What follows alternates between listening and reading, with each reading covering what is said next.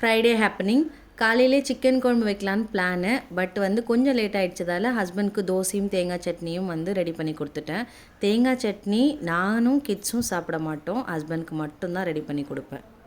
தேங்காய் சட்னி ரெடி பண்ணுறதுலாம் நல்லா டேஸ்ட்டாக தான் ரெடி பண்ணுவேன். கொத்தமல்லி தண்டு, அதுக்கப்புறம் இஞ்சி, கொஞ்சமாக வெங்காயம் அதெல்லாம் போட்டு.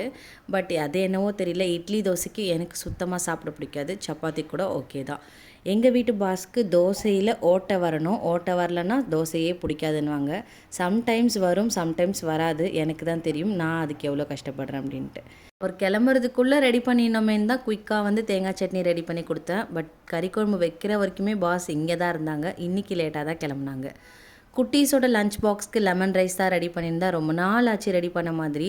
இந்த மாதிரி வெரைட்டி ரைஸ் ரெடி பண்ணால் அதில் இருக்கிற மிளகாலாம் எடுக்கிறது தான் எனக்கு ஒரு பெரிய டாஸ்க்காகவே இருக்கும். எப்படியும் அந்த மிளகா கருவேப்பிலாம் திருப்பி பாக்ஸில் வரதான் போகுது. அதை இப்போவே எடுத்து விட்டேன்னா அவங்களுக்கும் சாப்பிட்றதுக்கு ஈஸியாக இருக்குமே. ரொம்ப நாள் ஆச்சு இந்த மாதிரி ரெடி பண்ணி. ஸோ அம்மாவோட ஸ்டைலில் உருளைக்கிழங்கு முருங்கைக்காலாம் போட்டு கறி குழம்பு வந்து ரெடி பண்ணிட்டேன். அண்ட் ஹஸ்பண்ட்க்கு லஞ்ச் பேக் பண்ணதுக்கப்புறம் எனக்கு சூடாக ஒரு black coffee. Video first time பார்க்குறீங்கன்னா சேனலை சப்ஸ்கிரைப் பண்ணிக்கோங்க. நாளைக்கு ஷார்ட்ஸில் பார்க்கலாம். பாய்.